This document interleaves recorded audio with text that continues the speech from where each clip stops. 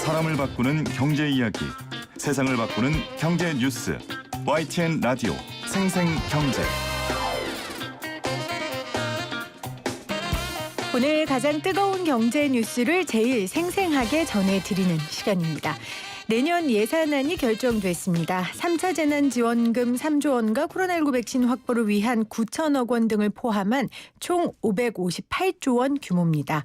매년 예산안은 증가해왔지만 내년 예산은 코로나19의 대응과 회복을 위해서이기 때문에 당연히 사상 최대의 규모입니다.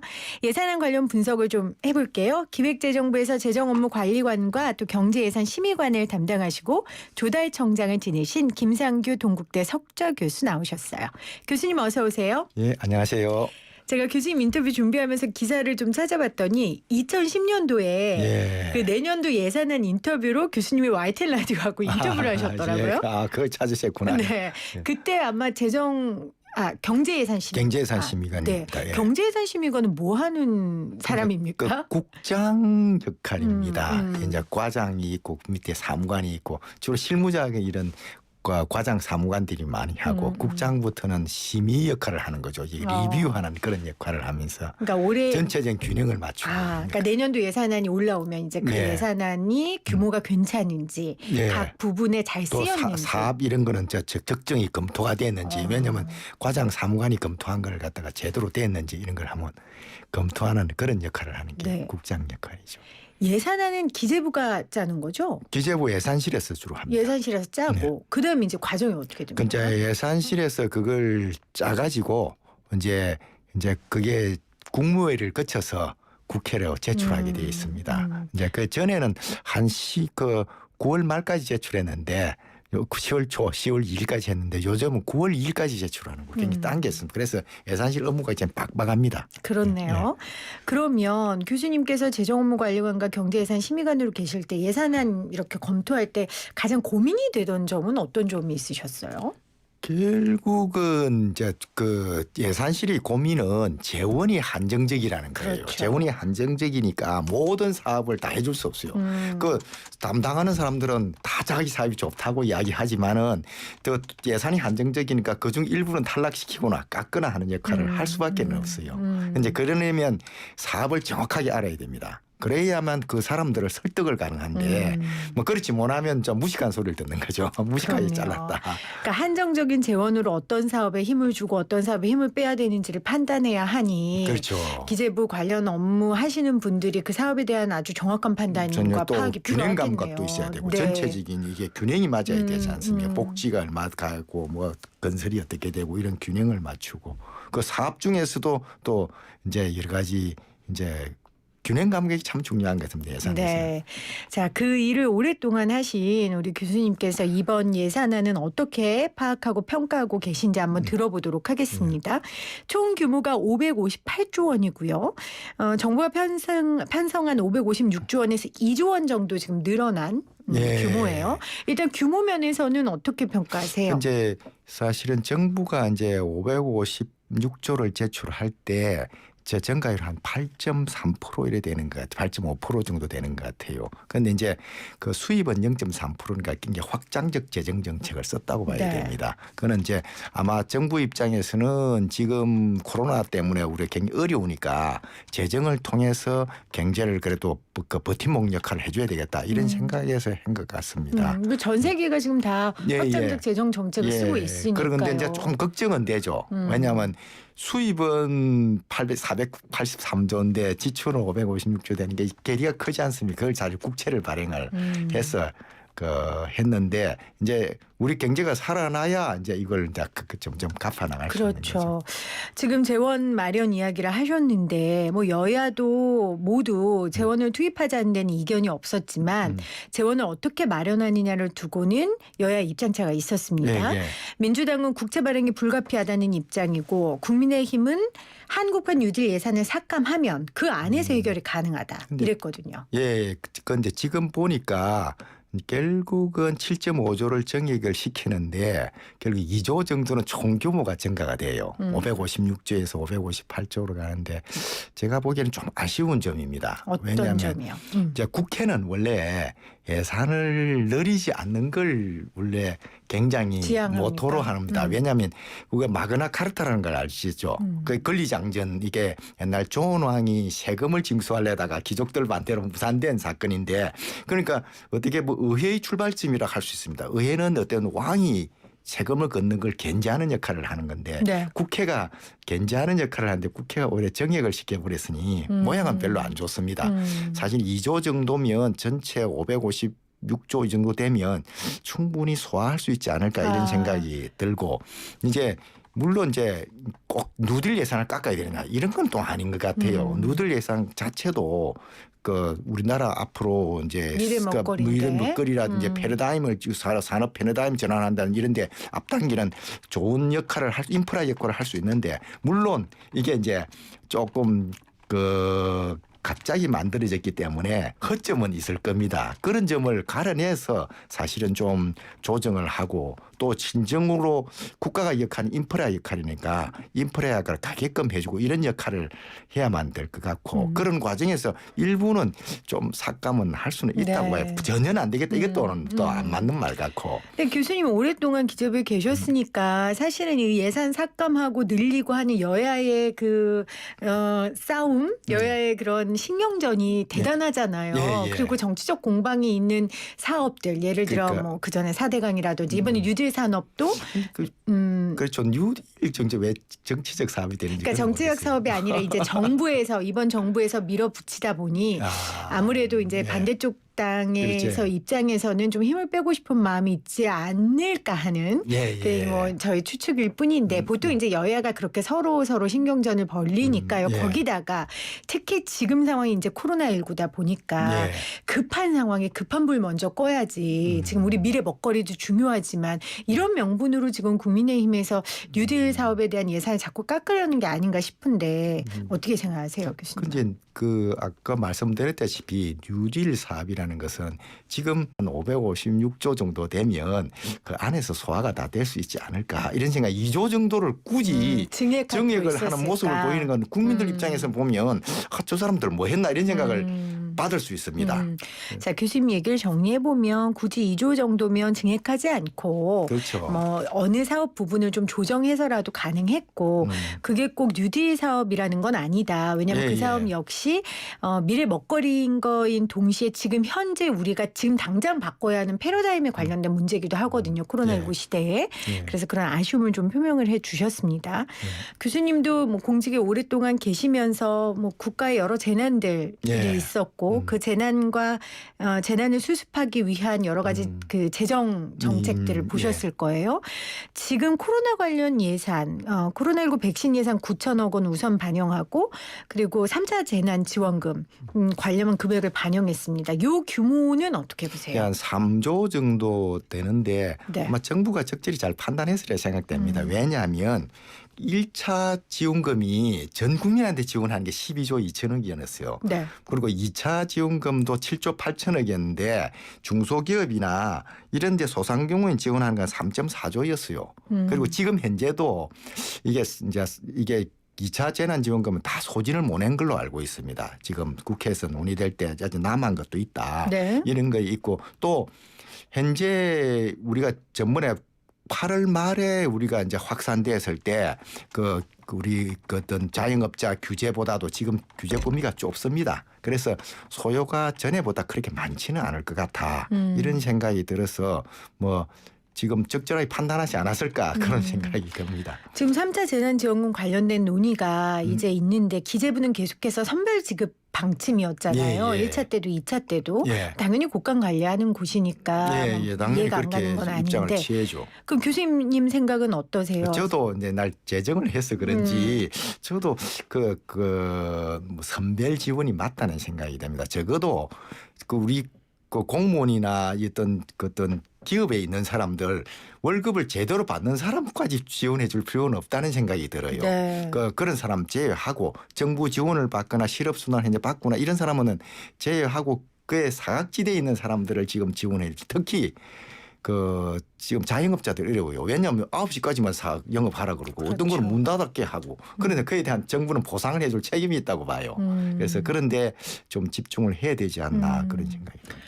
이제 보편 지급을 이야기하는 사람들 쪽의 논리는 그렇게 선별하는 게 쉽지 않고 그렇게 선별하다 보면 오히려 받아야 될 사람이 못 받고 받지 않아야 될 사람이 받는 경우가 생긴다라는 예. 이야기를 하거든요. 근데 그게 예. 위급한 상황 가운데 지금 그럴 여유가 우리가 어디 있냐. 일단 지금 퍼붓자. 이 논리에 대해서 그런데 이제 우리가 이제 벌써 1차, 2차 지원을 해봤지 않습니까? 네. 해봤고 또 우리나라가 생각보다 이게 인터넷 이런 게 잘 돼 있습니다. 이제 시스템이. 왜냐하면 월급 받는 사람은 근로소득을 나오는 게 드러나잖아요. 고용이 네. 됐느냐 안 됐느냐. 그런 걸 따지고 진짜 자영업자를 경중을 따지는 건 힘듭니다만은 그것도 그 어려운 업종에 대해서는 전부 다 조금씩 우리가 특히 영업 정지한 거는 확실히 줘야 되고 그 외의 업종에 대해서는 조금 차등해서 주더라도 뭐 가능하지 않을까 그렇게 생각합니다. 그러니까 정부의 정책 때문에 영업을 못하게 된 업종들. 그건 당연히 지원해야죠. 그런 업종에는 당연히 지급해야 된다. 아마 지금 에어로빅 같은 그 격한 운동하는 운동업이라든지 아니면 대중 목욕탕도 영업을 못하는 걸로 제가 알고 있는데 그렇고, 예. 그런 경우에는 좀 지원금을 예. 정확하게 확실하게 좀 줘야 된다. 확실하게 좀 뭐 네. 100% 지원해 줄 수는 없으면 정부 돈이 항상 모자라니까요. 저희가 그렇지만 1차 때 보편 지급했잖아요. 보편 100만 원 이렇게. 그게 경기를 살리는데 소비 진작하는데 도움이 별로 안 됐다고 보십니까?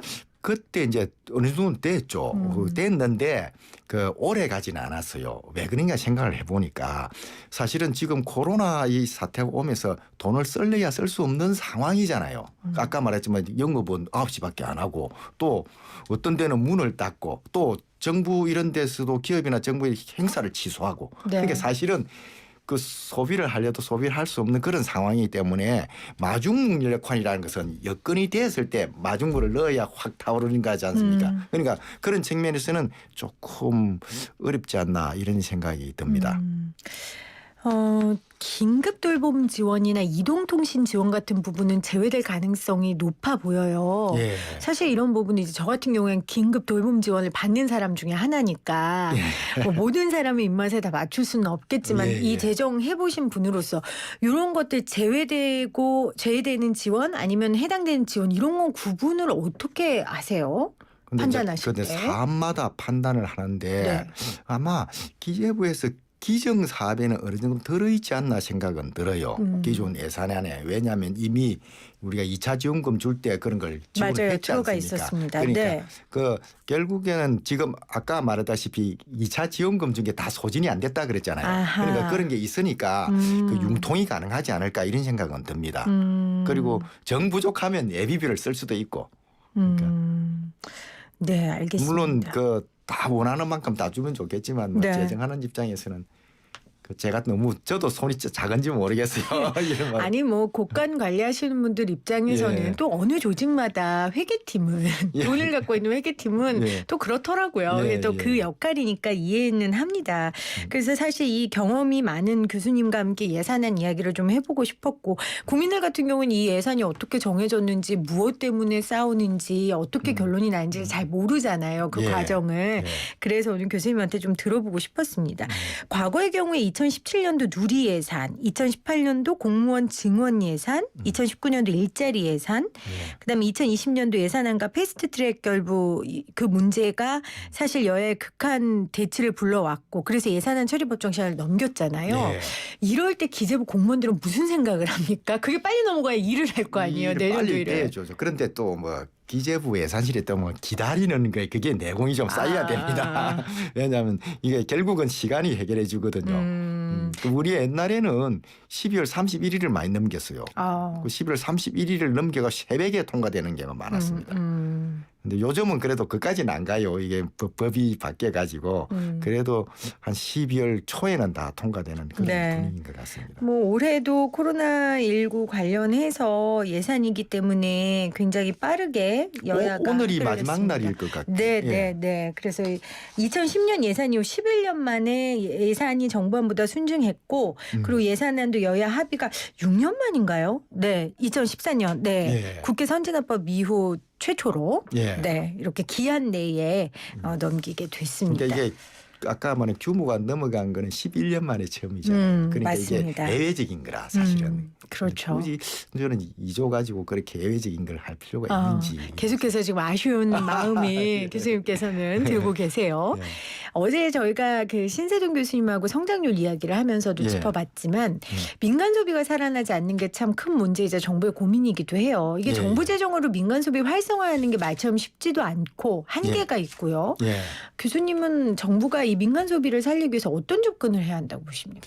근데 지금 현재로는 그 민간 소비를 늘리는데 굉장히 어려운 점이 있습니다. 그렇죠. 왜냐하면 코로나19 사태 때문에 어떻게 보면 소비를 할 수 있는 분위기가 안 되잖아요. 그렇죠. 사람들이 예. 갈 수 있는 곳이 없으니까. 예, 갈 수 있는 그렇게 해서 이게 상당히 어려운 점은 있습니다. 그러니까 이제 이 코로나가 얼마나 오래 갈지에 달려 있는데 될 수 있는 대로 빨리 이게 종식되도록 노력하는 게 또 필요하고 또 하나는 이게 오래 갈 것 같으면 이 상태하에서 정상적인 경제 활동이 가능하도록 하는 그런 역할을 해줘야 될 것 같아요. 왜냐하면 그 규제 이거 즉 영업 정지보다는 영업을 하게 하면서 뭐 최소한의 어떤 돈 마스크라든지 이런 이제 규제를 해줌으로써 영업은 할 수 있도록 해주는 게 그러니까 규제와 지원을 같이 가야 된다. 영업은 하도록 해줘야 네. 이게 소비가 되죠. 그 정부 지출도 지금 아까 말대로 정부도 행사를 취소하게 되면 정부도 돈을 못 쓰잖아요. 그렇죠. 그러니까 어떻게 보면 행사를 하면서 나름대로 어떤 코로나19 규칙을 지킨다든지 이런 걸 활동하면서 이 정상적인 경제 활동이 되도록 해야 이 가능해요. 그러니까 코로나19가 더 오래 간다면 포스트 코로나만 준비하는 게 아니라 위드 코리아, 위드 코로나. 위드 코로나를 네, 생각을 네. 해야 됩니다. 그렇게 정부의 정책이 지금 준비돼야 된다라는 조언을 해주셨습니다. 내년도 예산안 관련돼서 오늘 기획재정부에서 재정업무관리관과 경제예산심의관을 담당하신 우리 김상규 동국대 석좌 교수와 이야기를 하고 있는데요. 교수님 제가 또 교수님 나오면 꼭 여쭤보고 싶었던 게 대한항공의 야시아나 인수 이야기를 좀 해보고 싶었어요. 어제 법원이 KCGI가 한진가를 상대로 낸 신주 발행금지 가처분 신청을 기각했습니다. 그러니까 대한항공의 모기업인 한진칼이 4년의 제3자 배정 방식으로 유상증자를 하는데 법적인 문제가 없다라고 결론이 난 건데 뭐 다들 뭐 기각될 거라고 예상들은 했더라고요. 교수님은 어떻게 받아들이세요? 그런데 법원이 나름대로 꼼꼼하게 다각도로 분석을 해가지고 결론을 내린 것 같습니다. 네. 왜냐하면 이게 신주 발행이라는 것이 경영상 목적에 합치한다 이런 결론이지 않습니까?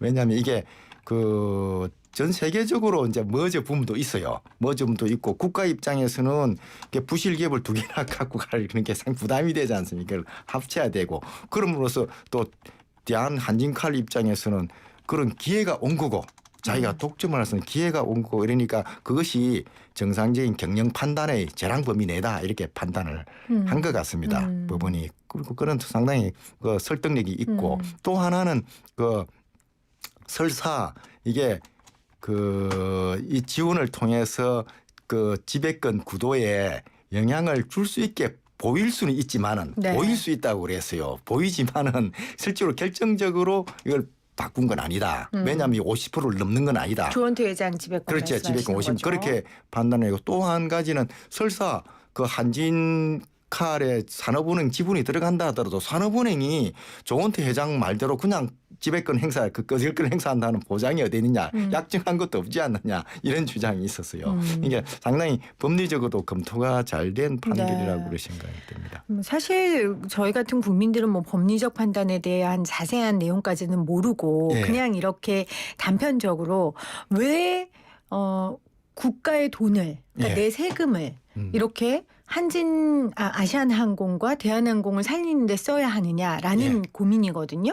그러면 교수님께서는 국가 재정을 다룬 분이니까 지금 2조 원 증액한 것도 이렇게 지금 아까우신데 국가 재정을 이렇게 써도 됩니까? 대한항공이 아시아나 살리는데. 그런데 이제 사는 입장에서 보면 산업이 이제 아시아나에 준 돈만 해도 3.3조하고 기간산업 기반기금에서 또 2.4조인가 거의 6조 가까이 주었어요.